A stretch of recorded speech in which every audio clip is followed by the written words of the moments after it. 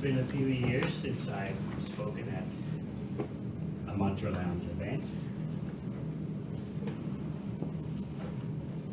Why the topic tonight? When the love bug bites. Doesn't everyone want to be bitten and smitten by the love bug? Isn't that what makes life worthwhile? The ancient Bhakti Yoga texts affirm that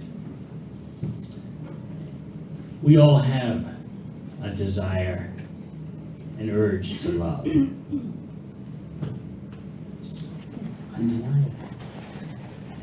But the story of our life, in fact, the story of our many lifetimes, is how we try to fulfill that loving urge. Certainly we have needs for food, for water, for shelter, but at least in a first world country, you expect all that's going to come. You want more than that. You want inner fulfillment, and you want a successful expression of your loving urge. You want to embrace and be embraced, to love and be loved. And this urge to love is so powerful. The least you could say about it is that it's an itch. Itching in the heart. And when you feel you have no object for your loving urge, you can become very frustrated, even depressed. What do I do with this urge I have to love and be loved?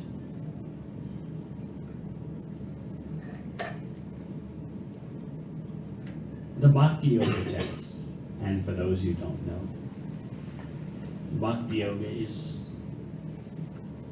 the process of connecting to the love supreme without any material conditions, no material motivations.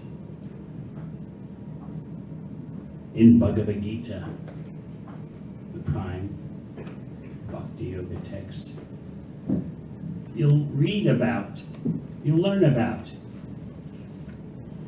how the living entity in material existence becomes entangled in doing everything except what he or she should be doing, making that ultimate connection. And in order to feel motivated to make that ultimate connection, we have to know what is the supreme relationship. Relationships are all about attractiveness.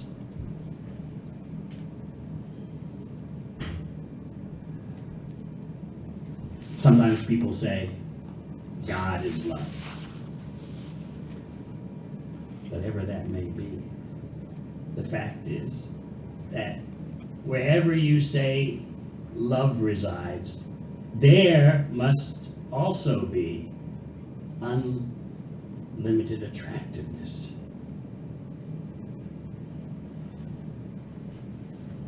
Let me explain more clearly. If the ultimate is love, then that means there's unlimited attractiveness in the ultimate. We, the Bhakti text explain, as tiny particles of the Supreme, have a bit of the loving urge in us. Just like a drop of seawater has a tiny bit of the ocean salt.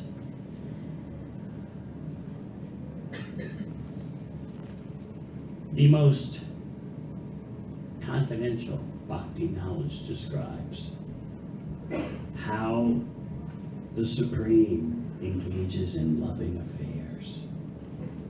That's a shock to many persons because they think the ultimate reality must just be homogeneous, undiversified.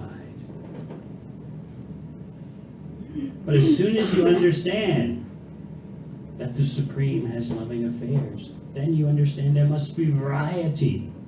There must be individuality. Indeed, as Krishna says in Bhagavad Gita, never was there a time when any of us were not individuals, and never will there be a time. In other words, at the pinnacle of the yoga system, the eternal individuality, non-material individuality is established and verified. Not the temporary individuality of our body and mind, which change so quickly, but the non-material individuality of our core spiritual self, independent of the body and mind.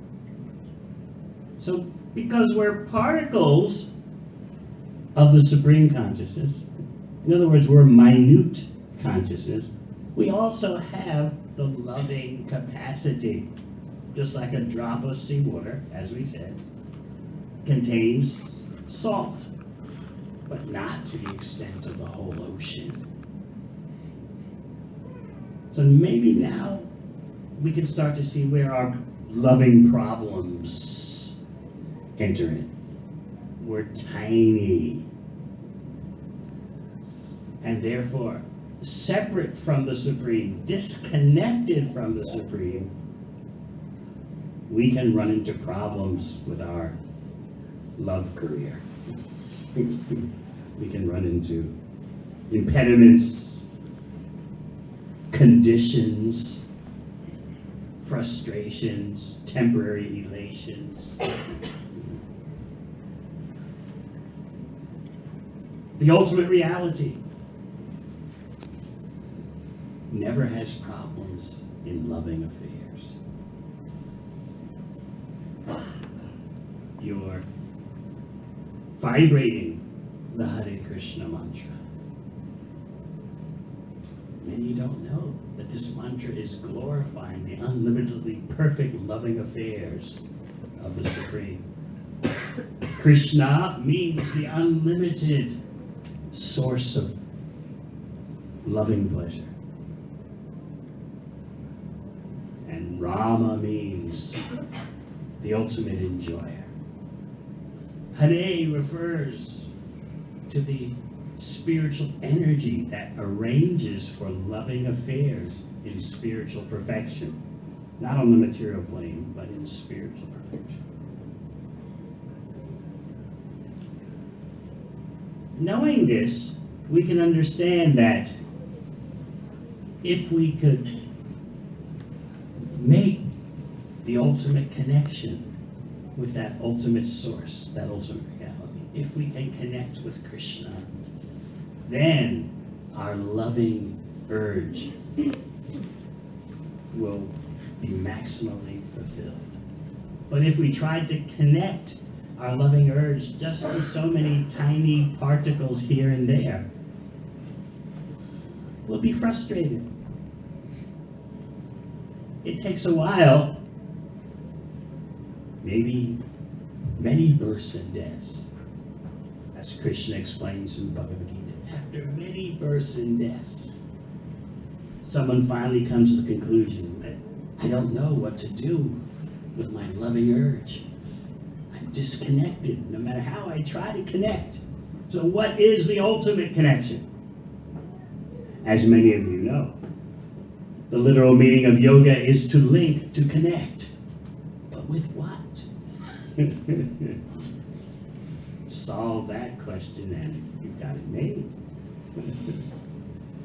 So just see how our ordinary life is, where we've got this itch in the heart, the love itch. We're bitten by the love bug, or if we are not bitten, we beg you, please bite me. When will I get bitten? When will I get stung? But we're In the process of this, we're putting such a burden on other tiny living entities. You have to be the everything for me. You have to be the reservoir of unlimited attractiveness. You have to be the all in all. What a burden to place on a tiny particle of spiritual consciousness housed in a temporary body and mind of matter. Shackled by so many conditions. You all know in your loving adventures all the conditions that are at play. The circumstances have to be right. Your health has to be okay. Your finances have to be okay.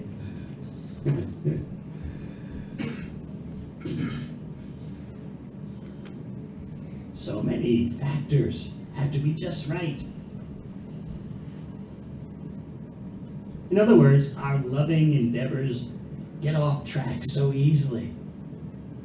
When the conditions change, our so-called love changes. We wonder, where did the love go?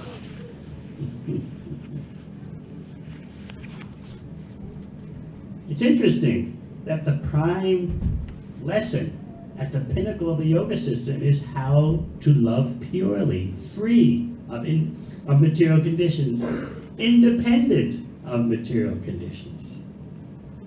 Can there be a way to love that doesn't depend on our material body and our material mind? How does our tiny spirit soul connect with the Supreme Soul? What's the nature of that relationship? So we can't get away from the urge to love, even if we try. And you see today that people have heaps of love problems. Why today and not previously? You see, maybe even 60 years ago, 100 years ago, certainly 200 years ago, 300 years ago, the quest for love fulfillment wasn't so blatant as it is now. Because people, in expressing their loving hopes and urges, were having to accept many social restrictions, class restrictions, caste restrictions, economic restrictions. But nowadays, of course, that's all tossed aside. And the human being, especially the urban human being, especially in a place like London, you expect the raw product, love itself, devoid of class ramifications, economic ramifications, social ramifications. Everyone these days is expecting the love experience. It wasn't always like that in human society.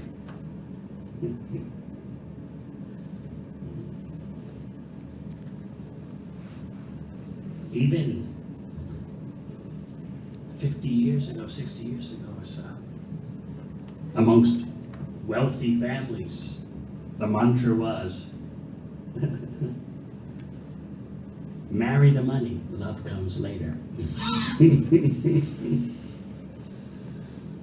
My mother, when I was 5 years old, she taught me some advice that I never had a chance to use because I became a monk. But she taught me, she said, always remember this, son. Romance without finance is a nuisance. So that's an example, just one example of how our loving urge is restricted. But these days, human beings are so love desperate. Or you could look at it another way and say they're so unbiased in their loving urges that, hey, forget the money, forget the social class distinctions, forget the ethnicity, let's just go for the raw stuff. Right? Hey, if you've got it, got it, we can get something together, forget all the rest of the stuff. Still, in spite of the popularity of the raw love product, devoid of ethnic distinctions, class distinctions,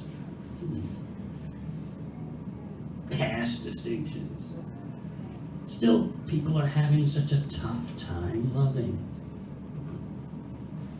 What to do? Can physiology and psychology fascinate you fully and for long? That's the question. Physiology, the body. Psychology, the mind. Can those coverings, and indeed the yoga texts call them coverings, they're not the real you, can they actually maintain the loving feeling? And more and more people are realizing, no, it's not possible that one person's body and mind can remain attractive for me. It's not possible that one person's body and mind will fulfill me year after year. So therefore, juggling relationships becomes popular. Serial relationships, that becomes accepted.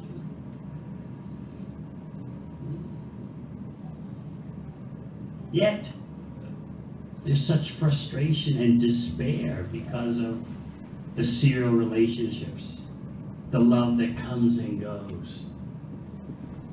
The situation has reached such a critical point that neuroscience is stepping into the breach. Look, you take drugs to sort out your physical problems.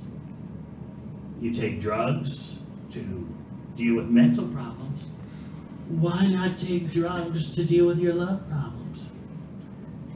Why should love be in some special rarefied atmosphere, untouched by pharmaceuticals? Pharmaceuticals are everywhere for everything. Look, there's serious problems with love.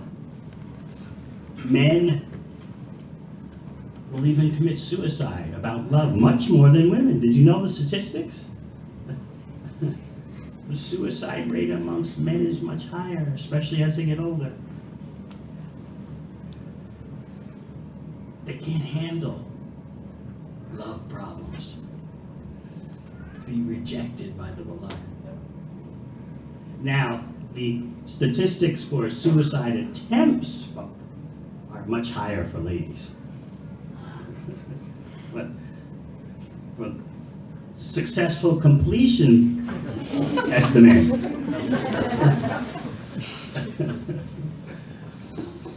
The men just want to get it over with. The ladies, they're hoping someone's watching and someone will help, someone will give attention. So psychologists and neuroscientists are pointing out that people are ending their life because they can't handle the love problem. To be rejected. Neuroscientists point out that the pain of a broken relationship to the brain feels the same as physical pain.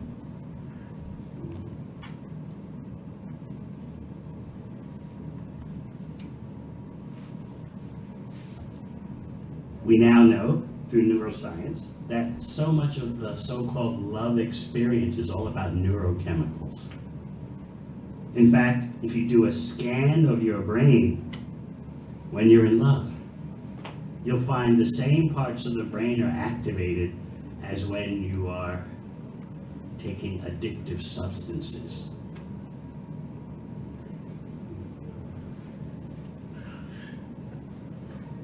And indeed, the loving experience can be as addictive as cocaine. Therefore, if so much of what human beings call love is neurochemical, why not influence the situation with neurochemicals? End the agony of being ditched. Or end the agony of being in love in an abusive relationship. Why not take a pill that helps you to fall out of love so you can leave an abusive relationship? Or even if the relationship is wearing thin, the luster is fading, the thrill is going, why not some oxytocin nasal spray? It exists. Your partner is not so interested in you anymore.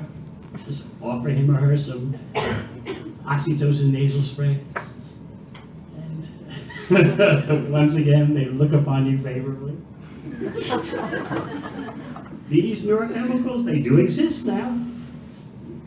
They're just waiting for public acceptance. Because the public still has some stigma about using love drugs. They take drugs for everything else, but love is supposed to be, in a rarefied atmosphere. Don't touch it. It's got to be authentic.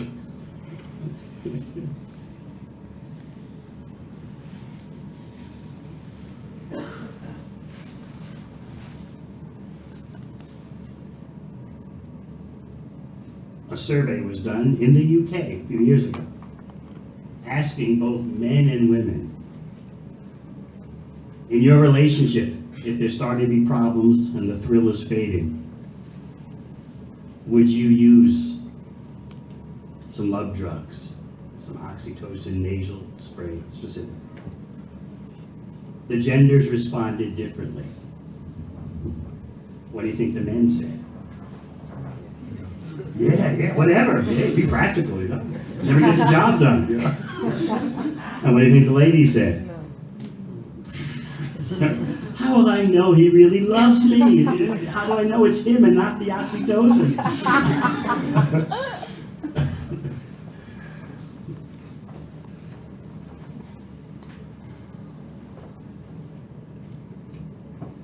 Could it be that our loving urge is not meant to be expressed on the material plane? This is the innermost secret of the yoga system. Beyond physical health, beyond mental tranquility, is that quest for the love supreme. This is actually where the Maha Mantra, the Hare Krishna mantra is heading. This is described in the Vedas as the topmost rung of the yoga ladder. The yoga ladder begins very nicely with asanas and postures for health and rejuvenation, and then the pranayama, the breathing exercises for mental calmness and tranquility. You go high up on the yoga ladder, and then you're dealing with the love supreme, the ultimate connection with the unlimitedly attractive ultimate source. So the greatest mystery of the Vedas is describing that ultimate source. And as we said, the word Krishna means the unlimitedly attractive source of love and pleasure. But love cannot be unlimitedly pleasurable if it's bound by material conditions and composed of matter. Therefore, our real quest is for pure spiritual love, pure spiritual relationship. When you connect to the hub, then you can properly connect with all the spokes. We want the world to have love. But just think, how many persons can you really love individually? There's so much trouble just loving one person. But if we connect through the ultimate source, through the hub, then automatically we're connected to all the spokes. So Bhakti Yoga, also known as Krishna consciousness, is the art, science, and culture of how to love all living entities by loving the central point, by loving Krishna.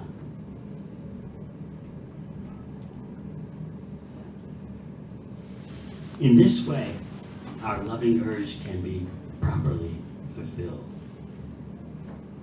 We have to raise that loving urge beyond material conditions, beyond material circumstances. How to love all living entities, not just human beings, but all living entities, by loving the source that contains all these living entities. Then, finally, our loving urge will be satisfied, fulfilled. But as long as the expression of our loving urge is bound by material conditions and we're trying to connect with matter, physiology, and psychology, of course, Bhagavad Gita will teach you that the only reason why we're actually attracted to the body and the mind is because there is the Atma, the particle of spiritual consciousness, that animates the body and mind. But in ignorance, we don't see that. We just see a nice physiology, fascinating psychology. We don't know the spirit soul that's actually animating those material coverings of the gross body and the subtle body, the mind.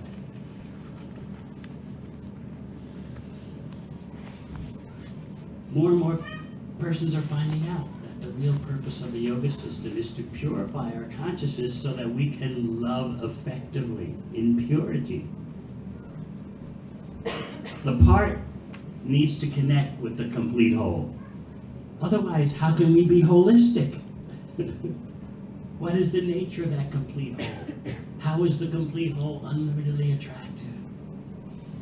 What is the nature of the relationship between us, the tiny particles of spiritual consciousness, and the supreme consciousness?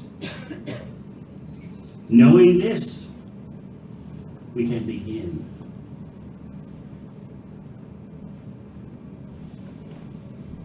to connect in pure love. So let's not be embarrassed by the bites of the love bug. Let's not become cynical. You know, what's love got to do with it anyway?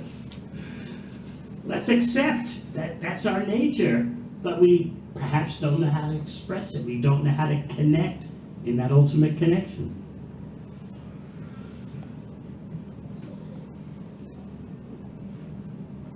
Do we need love drugs? Do we need the pharmaceutical industry to help us out? Or do we need a change of lifestyle, some lifestyle engineering, so that actually our pure loving urge can be uncovered, unshackled from matter, and connected to that ultimate source, connected to Krishna? So, just wanted to leave you with a few points to think about. Perhaps you have some questions.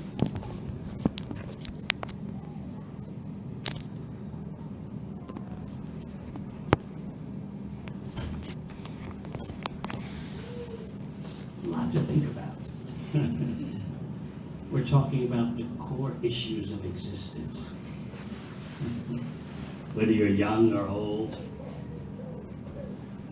regardless of your ethnicity or nationality or economic status or education, these issues that we briefly presented are at the core of our existence.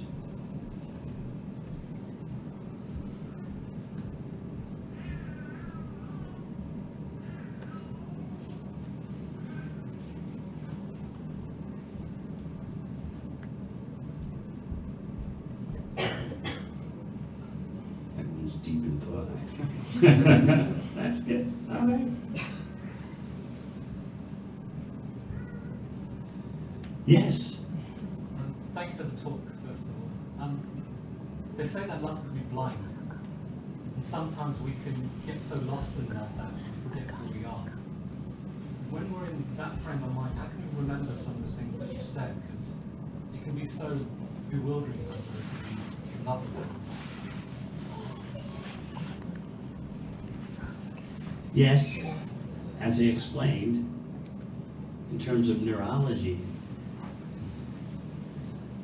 your brain in love is besieged with this flood of hormones and neurotransmitters. And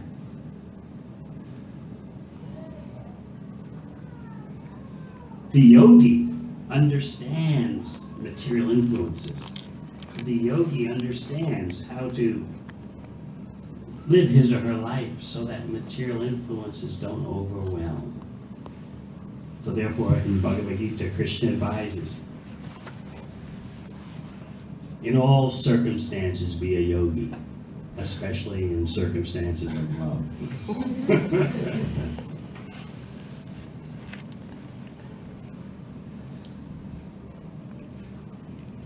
Genuine friendship, genuine love between two persons means that they are partners in enlightenment. They're not acting in such a way just to keep each other in illusion through physiology and psychology. Their relationship is based on together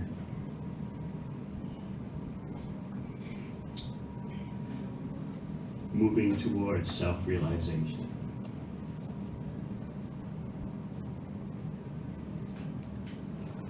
You can show genuine love in any kind of relationship by having as the topmost concern of the relationship, how is this person going to make spiritual advancement? What can I do that will encourage this person to increase their spiritual development? That is real love. In other words, how can I assist this person, this spoke, in connecting to the hub? And then I'll also benefit. Everyone will benefit. When you water the tree at the root, all the branches blossom. Very good question.